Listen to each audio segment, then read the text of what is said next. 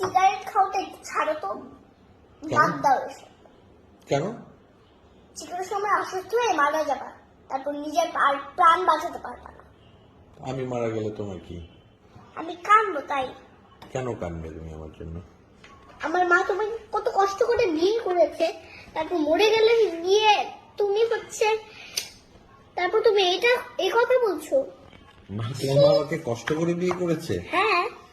ও, তা মরে গেলে তোমার মার কি হবে?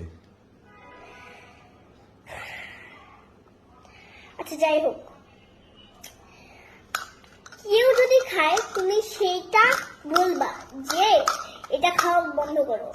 আচ্ছা। এই বসে এই খাওয়া, ছি ছি ছি ছি ছি ছি। এসব খারাপ ছেলেদেরকে আমি কখনো বিয়ে করবো না। তুমি কখনো বিয়ে করবে না? কেন?